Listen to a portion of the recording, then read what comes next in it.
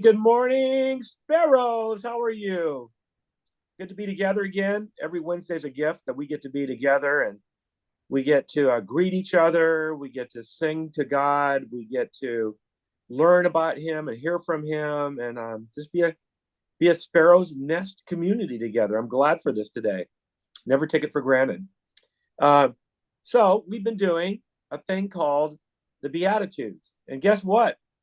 This was the end of the road today. The last two Beatitudes.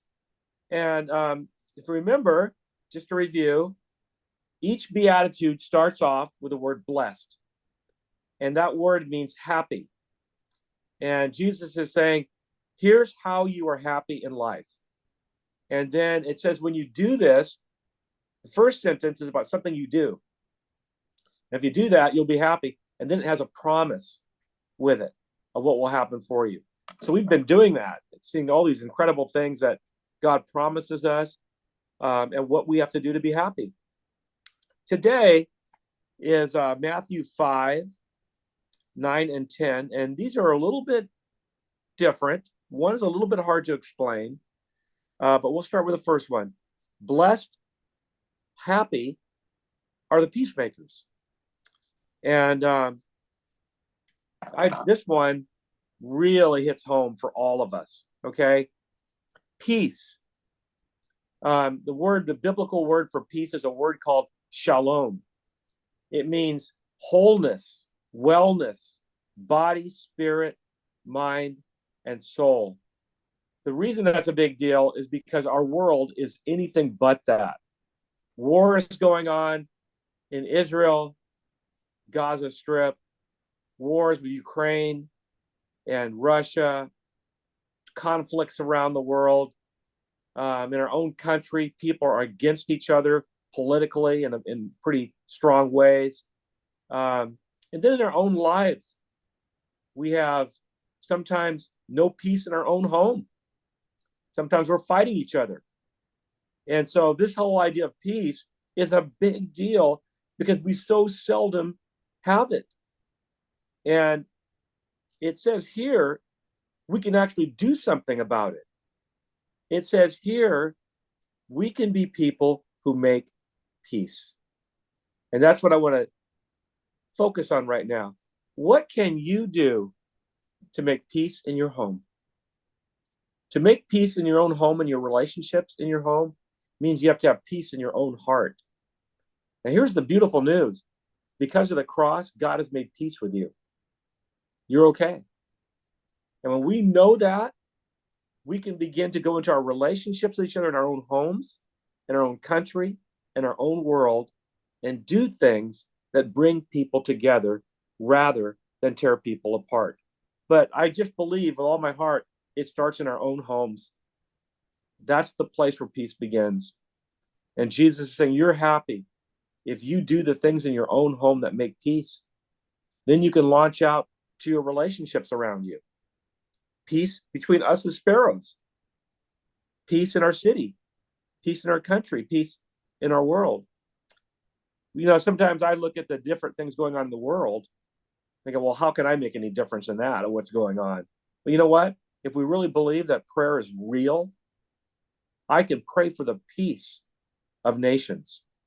And God, I believe God seriously takes stock of the prayers of his people for peace in this world. So, happy are you if you're a peacemaker? The opposite of that is unhappy are you if you're a person that causes division, if you're a person that causes strife and tears relationships apart. Unhappy are you, and unhappy is everybody around you. But again, happy are you if you do the things that cause peace, love, understanding, forgiveness. So today, sparrows, be a peacemaker, but it's got a promise to it. This is awesome. It says, happy are the peacemakers. They will be called children of God. Well, what does that mean? It means God looks at you and goes, when you make peace with other people, God goes, that's my child. Because that's what God is like. And when God sees you doing that, God goes, yeah, you have to be mine. You're mine. You're doing what I do. So you get the great promise and the great assurance that I'm God's child. I'm God's son. I'm God's daughter. because I'm one who makes peace. All right. Next one. A little bit tougher. Kind of strange, actually. It says, blessed, happy, are those who are persecuted. What the heck? I'm going to use another word for persecuted. Blessed, happy are those who are bullied. Why in the world would I be happy if I'm bullied? Why in the world would I be happy if I'm persecuted? That makes no sense whatsoever. But as you read down, persecuted and bullied because of righteousness, because of right relationships with others, because you're doing the right thing in life, you're being connected to God, connected to others, making peace. And if people don't like that, it's okay, because it says yours is the kingdom of heaven. So if you're bullied unfairly, you just turn to God and know that you have God's love and favor, and the kingdom of heaven belongs to you, and you are not treated right. Happy are you when you're not treated right and you're living in righteous relationships. Yours is the kingdom of heaven. So I hope you're not bullied, but I know that happens. And when it happens, I hope you'll turn your eyes to God and know that I have the kingdom of heaven. I have his favor. In other words, if it comes down to a bully's opinion of you and God's opinion of you, which opinion matters more? The bully's opinion doesn't matter squat, but God's does. And God doesn't bully you. God doesn't persecute you. God accepts you and loves you. So you pay attention to God, not to a bully in your life. Amen. And that's the end of the Beatitudes, the rules for living to make you happy. Yay. Thank you, Nate. And say one thing that you are thankful for this week. Start with Mr. Nick. Oh, thankful for my home and my little dog being my companion while Sue is away for a week. Oh, Got a treat. She got a treat. I could see her mouth. Yum, yum, yum. She's very happy. How old is she? She's 7. Peace. Peace? Marlon said he's thankful for peace. Thankful for that my family is healthy. Yes. I'm thankful for friends, praying for Preston and a smooth surgery. A redemption. Okay. Thankful for prayers for Dan and for us to get us through each day.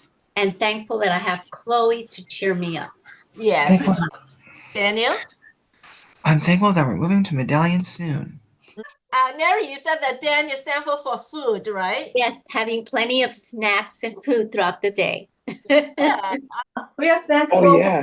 Today, yes, dental checkup went well, x-rays Oh, and everything, and we are very happy and very thankful. Noah has this new device on his arm that makes it easier to read his blood sugar. So I know he's really thankful he doesn't have to get pricked in the finger as much anymore. I have one. Mm-hmm. Thankful for the clubs. I'm thankful for food.